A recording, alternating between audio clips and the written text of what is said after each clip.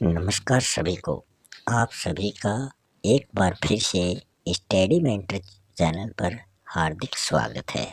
आज हम आपके सामने जो चैप्टर प्रस्तुत करने जा रहे हैं वो एजुकेशनल साइकोलॉजी, जो जिसके राइटर हैं पीडी पाठक, उसकी जो पुस्तक हैं उनसे ये चैप्टर लिया गया है। इसमें हमने भाग 1 और भाग 2 में 1 से लेकर 10 तक चैप्टर कंप्लीट कर लिए हैं। अब अपना जो भाग 3 चल रहा है उसका हम चैप्टर नंबर 12 आपके सामने प्रस्तुत आज करने जा रहे हैं। ये चैप्टर जो है ये विकास की अवस्थाओं से संबंधित है। तो इस चैप्टर में हम बात करने जा रहे हैं शिशुअवस्था की।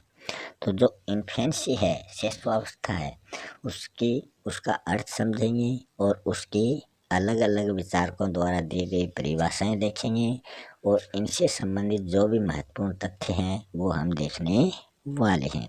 तो सबसे पहले हम देखते हैं कि जो शिशुअवस्था है वो जीवन का सबसे महत्वपूर्ण काल माना जाता है। तो सबसे पहला क्वेश्चन तो यही बनता है जो कंपटीशन एग्जाम में पूछा जाता है कि जीवन का सबसे महत्वपूर्ण काल कौन सा है, तो वो शिशुअवस्था ही माना जाता है। फिर हम क्रो एंड क्रो की परिभाषा देखें तो उन्होंने शिशुअवस्था की परिभाषा दी है। 20वीं शताब्दी को बालक की शताब्दी कहा जाता है। तो ये क्रो एंड क्रो द्वारा शिशुअवस्था की परिभाषा दी गई है। आधुनिक शताब्दी को बालक की शताब्दी कहे जाने का कारण यह है कि इस शताब्दी में मनोवैज्ञानिकों ने बालक और उसके विकास की अवस्था के संबंध में अनेक गंभीर और विस्तृत अध्ययन किए हैं। इनके फलस्वरूप वे इस निष्कर्ष पर पहुँचे हैं कि सब अवस्थाओं में शिशुअवस्था जो है वो सबसे अधिक महत्वपूर्ण मानी जाती है। उनका कहना है कि यह अवस्था ही वह आधार है जिस पर बालक के भावी जीवन का निर्माण किया जा सकता है। तो बालक के भावी जीवन का निर्माणकारी जो अवस्था मानी जाती है वो शिशुअवस्था ही मानी जाती है। इस अवस्था में उसका जितना ही अधिक निरीक्षण और निर्देशन किया जाता है उतना ही अधिक उत्तम उसका विकास और जीवन होता है। अब हम शिशुअवस्था की कुछ नीचे और परिभाषाएं देखते हैं। तो इसमें एडलर महोदय द्वारा दी गई परिभाषा हम देखते हैं। तो एडलर महोदय ने शिशुअवस्था के बारे में क्या कहा है कि बालक के जन्म के कुछ माह बाद ही यह निश्चित किया जा सकता है कि जीवन में उसका क्या स्थान है। तो जो एडलर महोदय ने ये बता दिया है कि हम जन्म के कुछ महीनों बाद ही ये निश्चित कर सकते हैं कि बालक जीवन में आगे क्या मुकाम हासिल कर सकता है। फिर हम देखते हैं स्ट्रेंग महोदय की परिभाषा। जीवन के प्रथम 2 वर्षों में बालक अपने भावी जीवन का शिलान्यास करता है। मतलब पहले जो 2 वर्ष हैं उसमें वो उसके भावी जीवन का ये निर्माणकारी काल माना जाता है। यद्यपि किसी भी आयु में उसमें परिवर्तन हो सकते हैं पर प्रारंभिक प्रवृत्तियां और प्रतिमान जो है वो सदैव बने रहते हैं। फिर हम आगे परिभाषा देखें गुड एनफ की परिभाषा क्या है कि व्यक्ति का जितना भी मानसिक विकास होता है उसका आधा 3 वर्ष की आयु में हो जाता है। मतलब उसका विकास मान लो 100% है तो 3 वर्ष की आयु तक उसका 50% विकास हो जाता है। तो ये गुड एनफ महोदय ने माना है। फिर हम शिशुअवस्था की कुछ विशेषताएं देख लेते हैं। आपको शिशुअवस्था का समय भी मालूम होगा। पिछले अध्याय में हमने देखा था कि बाल्यावस्था, शिशुअवस्था और किशोरावस्था इनका क्या क्या समय है वो सब हमने पिछले चैप्टर में देखा था। वैसे आपको दोबारा बता दें, शिशुअवस्था जो है ये 0 से लेकर 5 या 6 वर्ष तक रहती है।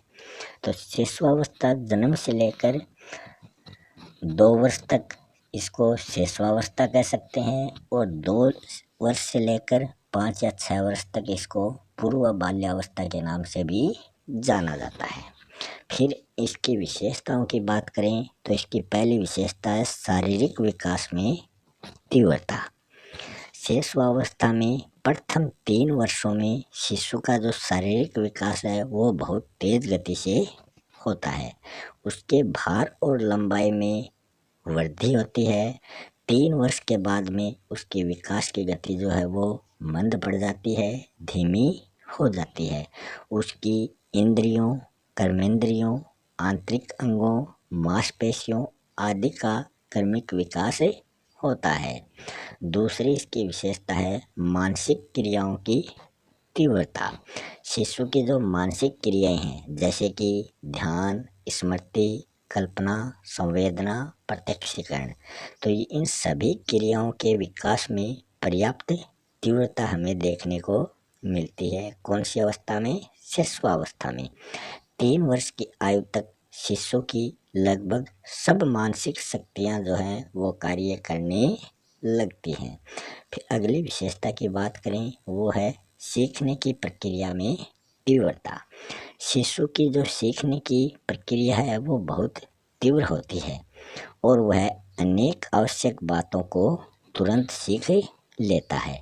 गेसेल महोदय का कथन है कि बालक प्रथम 6 वर्षों में बाद के 12 वर्षों की अपेक्षा दोगुना सीख लेता है। मान लो बालक प्रथम 6 वर्ष में 50% सीखता है तो अगले जो 12 वर्ष हैं उनमें वो सिर्फ 25% ही सीख पाएगा। मतलब प्रथम 6 वर्ष में वो दोगुना सीखता है। अगली जो विशेषता है वो है कल्पना की सजीवता। तो कल्पना की सजीवता जो है ये कुप्पुस्वामी महोदय के शब्दों में यहाँ प्रकट की गई है कि 4 वर्ष के बालक के संबंध में एक अति महत्वपूर्ण बात यह है कि उसकी कल्पना की जो सजीवता है वो सबसे महत्वपूर्ण बात है। वह सत्य और असत्य में अंतर नहीं कर पाता, फलस्वरूप वह असत्य भाषी जान पड़ता है। तो जो शिशुअवस्था में बालक होता है 5 से 6 वर्ष तक, तो उसको सत्य असत्य का ज्ञान नहीं होता और वो कल्पना की सजीवता में रहता है। वो असत्य को भी कल्पना जगत में सत्य मान लेता है। अगली विशेषता है दूसरों पर निर्भरता। जन्म के बाद शिशु कुछ समय तक बहुत असहाय स्थिति में होता है। उसे भोजन और अन्य जो शारीरिक आवश्यकताएं हैं उनके अलावा प्रेम और सहानुभूति पाने के लिए दूसरों पर निर्भर रहना पड़ता है। मतलब वो स्वयं कुछ नहीं कर पाता। वह मुख्यतः अपने माता पिता और विशेष रूप से अपनी माता पर ही निर्भर रहता है। अगली जो विशेषता है वो है आत्म प्रेम की भावना। शिशु में आत्म प्रेम मतलब सेल्फ लव, इसकी भावना बहुत प्रबल होती है।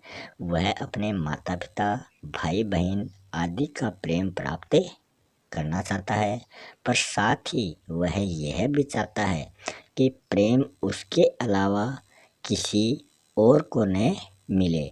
तो आपने देखा होगा जब बच्चे छोटे होते हैं तो वो कहते हैं कि मैं सबसे अच्छा मम्मी को मैं लगता हूँ, दूसरा बच्चा कहता है कि सबसे अच्छा मैं लगता हूँ। तो उसमें ये होड़ रहती है। तो छोटा बच्चा क्या सोचता है कि उसका प्रेम किसी और को न मिले। यदि और किसी के प्रति प्रेम व्यक्त किया जाता है तो उसे उससे ईर्ष्या हो जाती है, मतलब वो उससे घृणा करने लगता है। अगली विशेषता है नैतिकता का अभाव, कि जो शिशुअवस्था है उसमें बालक में नैतिकता के गुण का अभाव होता है। शिशु में अच्छी और बुरी, उचित और अनुचित बातों का ज्ञान बिल्कुल नहीं होता है। वह उन्हीं कार्यों को करना चाहता है जिसमें उसको आनंद आता है। वो ये नहीं देखता कि ये काम अच्छा है या बुरा है, भले ही वे अवांछनीय हो, मतलब वो कार्य उसके लिए नुकसानदायक हो, मगर उसको आनंद आ रहा है तो वो उसको ज़रूर करता है। इस प्रकार उसमें नैतिकता का पूर्ण अभाव होता है। अगली विशेषता की बात करें तो वो है मूल प्रवृत्तियों पर आधारित व्यवहार। शिशु के अधिकांश व्यवहार का आधार उसकी मूल प्रवृत्तियां मानी जाती हैं। यदि उसको किसी बात पर क्रोध आ जाता है तो वह उसको अपनी वाणी या फिर क्रिया के द्वारा प्रकट करता है, और यदि उसे भूख लगती है तो उसे जो भी वस्तु मिलती है उसी को अपने मुंह में दबा लेता है। अगली विशेषता है सामाजिक भावना का विकास। इस अवस्था में, मतलब शिशुअवस्था में, इसके अंतिम वर्षों में जो शिशु होता है उसमें सामाजिक भावना का विकास हो जाता है। वैलेंटाइन महोदय का मत है कि 4 या 5 वर्ष के बालक में अपने छोटे भाइयों, बहनों और साथियों की रक्षा करने की प्रवृत्ति उनमें आ जाती है। वह 2 से 5 वर्ष तक के बच्चों के साथ खेलना पसंद करता है और वह अपनी वस्तुओं में दूसरों को साझेदार बनाता है, मतलब दूसरों के साथ खेलना उसे अच्छा लगता है। वह दूसरे बच्चों के अधिकारों की रक्षा करता है और दुख में उनको सांत्वना देने का प्रयास भी वो करता है। अगली शिशुअवस्था की विशेषता है दूसरे बालकों में रुचि या अरुचि। शिशु में दूसरे बालकों के प्रति रुचि या अरुचि उत्पन्न हो जाती है। इसके संबंध में स्किनर महोदय ने क्या लिखा है कि बालक एक वर्ष का होने से पूर्व ही अपने साथियों में रुचि व्यक्त करने लगता है। शुरू में इस रुचि का स्वरूप जो होता है वो अनिश्चित होता है, पर शीघ्र ही यह अधिक निश्चित रूप धारण कर लेता है और रुचि एवं अरुचि के रूप में वो प्रकट होने लगती है। अगली विशेषता है संवेगों का प्रदर्शन। शिशु में जन्म के समय केवल उत्तेजना के अलावा कोई भी संवेग नहीं होता है। तो शिशु में जन्म के समय केवल उत्तेजना नामक संवेग पाया जाता है। ब्रिजेज महोदय ने 1932 में अपने अध्ययनों के आधार पर ये घोषणा की है कि 2 वर्ष की आयु तक बालक में लगभग सभी संवेगों का विकास हो जाता है। मतलब जन्म के समय तो उत्तेजना नामक संवेग होता है और 2 वर्ष तक बालक में सभी संवेगों का विकास हो जाता है। मतलब जो 14 मूल प्रवृत्तियां हैं उनके आधार पर 14 ही बच्चे में संवेग पाए जाते हैं। और बाल मनोवैज्ञानिकों ने शिशु में मुख्य रूप से 4 संवेग माने हैं। वो 4 संवेग कौन कौन से हैं? भय, क्रोध, प्रेम, पीड़ा। तो ये बाल मनोवैज्ञानिकों द्वारा 4 संवेगों को प्रमुख माना गया है। अगली जो विशेषता है शिशुअवस्था की वो है काम प्रवृत्ति। आपने देखा होगा बाल मनोवैज्ञानिक कहते हैं कि शिशु में काम प्रवृत्ति बहुत प्रबल होती है, पर वयस्कों के समान वह उसको व्यक्त नहीं कर पाता है। वह अपनी माता का स्तनपान करता है और अपने यौनांगों पर हाथ रखकर बालक की काम प्रवृत्ति हम देखते हैं और वो इसकी सूचक मानी जाती है। अगली जो विशेषता है शिशुअवस्था की वो है दोहराने की प्रवृत्ति। शिशु जो होता है उसमें दोहराने की प्रवृत्ति बहुत प्रबल होती है। उसमें शब्दों और गतियों को दोहराने की प्रवृत्ति विशेष रूप से पाई जाती है। ऐसा करने में वो विशेष आनंद का अनुभव करता है।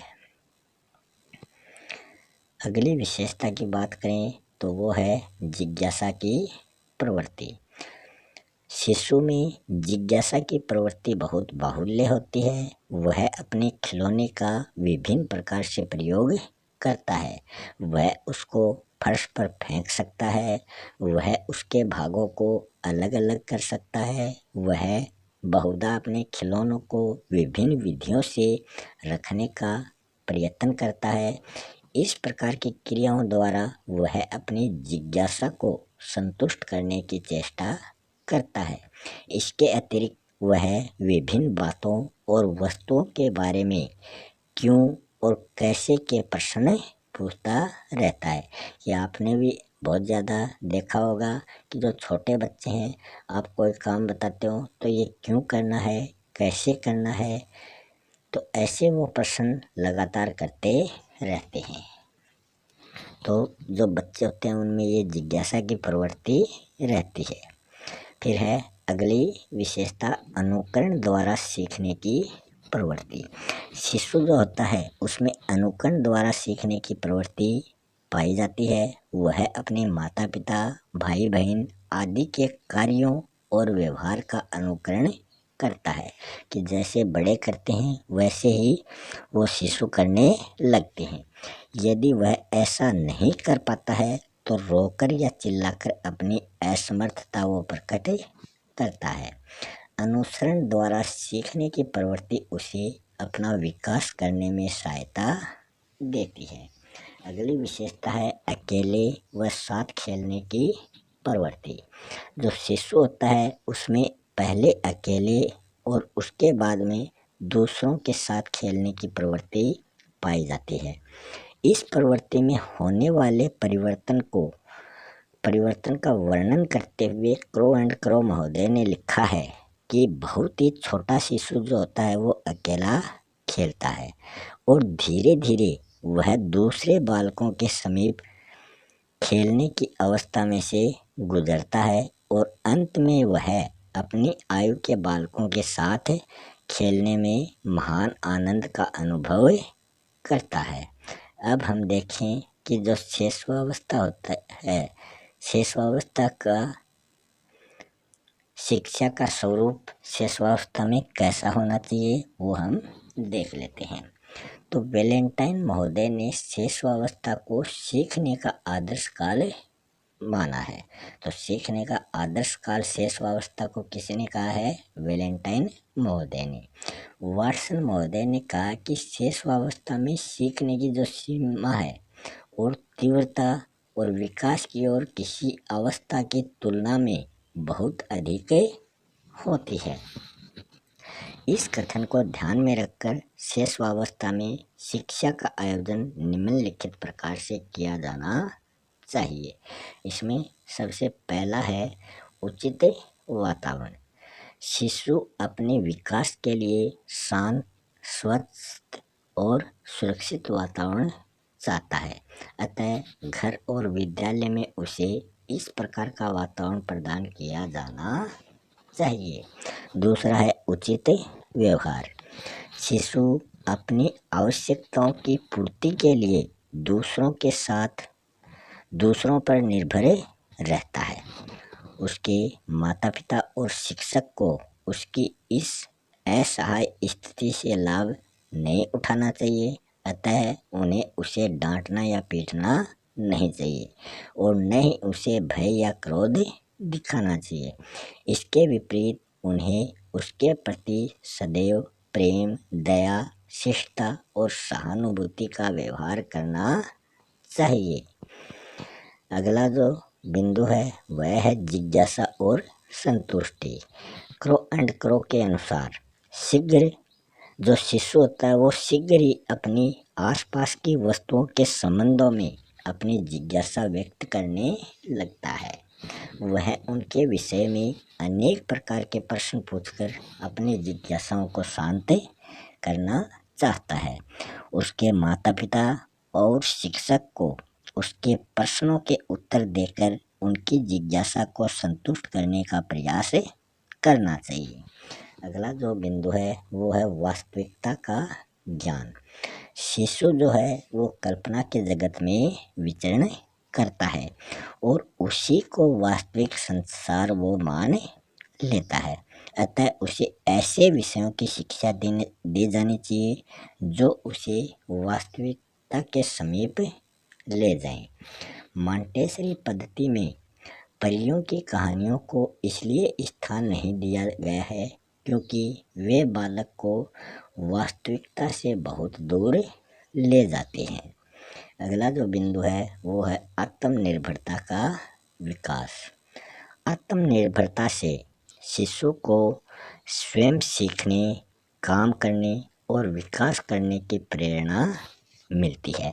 अतः उसको स्वतंत्रता प्रदान करके आत्मनिर्भर बनने का अवसर अवश्य दिया जाना चाहिए। अगला जो बिंदु है वो है निहित गुणों का विकास। शिशु में अनेक निहित गुण होते हैं, अतः उसे इस प्रकार की शिक्षा दी जानी चाहिए जिसमें उसमें इन गुणों का विकास हो जाए।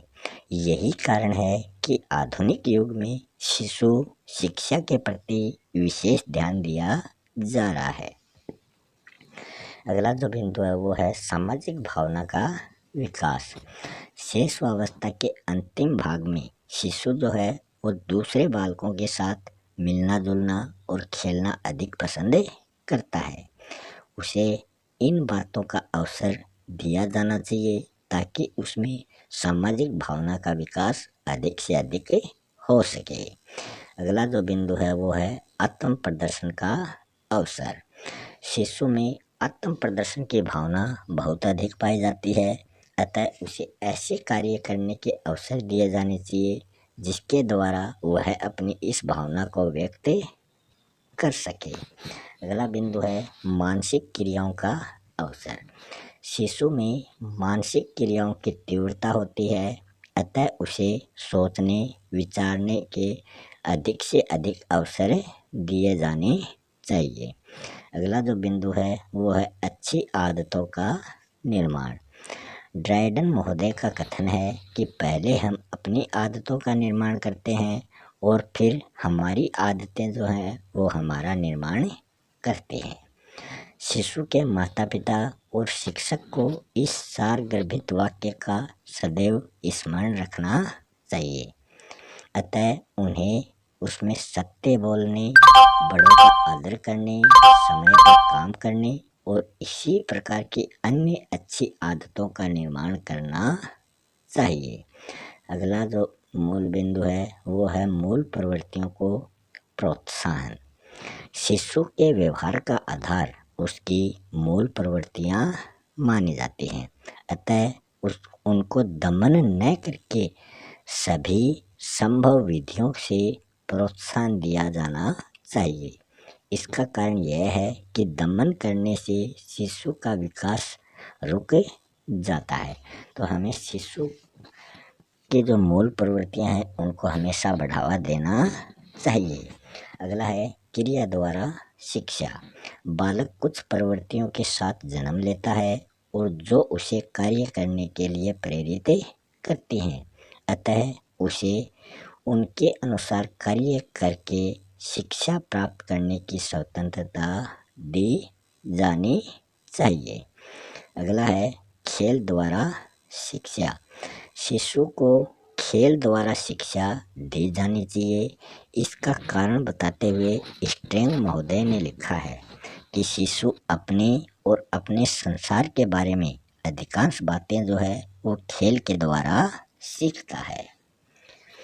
अगला बिंदु है चित्रों व कहानियों द्वारा शिक्षा। शिशु की शिक्षा में कहानियों और सचित्र पुस्तकों का स्थान होना चाहिए। सचित्र मतलब चित्रों के साथ। इसके कारण पर प्रकाश डालते हुए क्रो एंड क्रो ने लिखा है कि 5 वर्ष का शिशु कहानी सुनते समय उससे संबंधित चित्रों को पुस्तक में देखना पसंद करता है। इसलिए आपने देखा होगा जो कक्षा 1 से लेकर 5 तक की जो पुस्तकें हैं उसमें चित्र अधिक होते हैं और शब्द कम होते हैं, तो उनको चित्रों के द्वारा उनको समझाया जाता है। अगला बिंदु है विभिन्न अंगों की शिक्षा। शिशु की ज्ञानेंद्रियों और कर्मेंद्रियों की शिक्षा की व्यवस्था की जानी चाहिए। इसका समर्थन करते हुए रूसो महोदय ने लिखा है कि बालक के हाथ, पैर, आँख उसके प्रारंभिक शिक्षक माने जाते हैं। इन्हीं के द्वारा वह 5 वर्ष में ही पहचान सकता है, सोच सकता है और याद कर सकता है। अब हम देखते हैं उपसंहार, मतलब जो भी पढ़ा है उसका निष्कर्ष। शिशुअवस्था की विशेषताओं को ध्यान में रखकर हमने शिशु शिक्षा के जिस स्वरूप की रूपरेखा प्रस्तुत की है उसके बहुत कुछ अनुरूप सभी प्रगतिशील देशों ने अपने शिशुओं की शिक्षा की सुव्यवस्था कर दी है। कदाचित भारत अपने को प्रगतिशील न मानने के कारण शिक्षा के इस क्षेत्र में बहुत पिछड़ा हुआ है। इसलिए शिक्षा आयोग ने शिशु शिक्षा या पूर्व प्राथमिक शिक्षा के विस्तार की सिफारिश करते हुए लिखा है कि 3 और 10 के बीच के वर्ष जो हैं वो बालक के शारीरिक, संवेगात्मक और मानसिक विकास के लिए सबसे अधिक महत्वपूर्ण माने जाते हैं। अतः हम पूर्व प्राथमिक शिक्षा के अधिक से अधिक संभव विस्तार की आवश्यकता को स्वीकार करते हैं। अब हम इस चैप्टर से संबंधित कुछ एक्स्ट्रा फैक्ट देख लेते हैं। इसमें हम देखेंगे कि जो अतार्किक चिंतन की जो अवस्था है वो शिशुअवस्था को ही माना जाता है और इसे खिलौनों की अवस्था भी कहा जाता है। मतलब जो पूर्व बाल्यावस्था होती है 2 से 6 वर्ष तक वो खिलौनों की अवस्था होती है और इसे अतार्किक चिंतन की अवस्था कहा जाता है और ये जीवन की आधारशिला भी मानी जाती है। अब अंत में इस चैप्टर से संबंधित नीचे कुछ क्वेश्चन दिए गए हैं। आप इस चैप्टर को बड़े ध्यान से देखें और फिर इन क्वेश्चनों के आंसर देने का प्रयास करें। मिलते हैं नेक्स्ट वीडियो में एक नए टॉपिक के साथ। तब तक के लिए जय हिंद, जय भारत।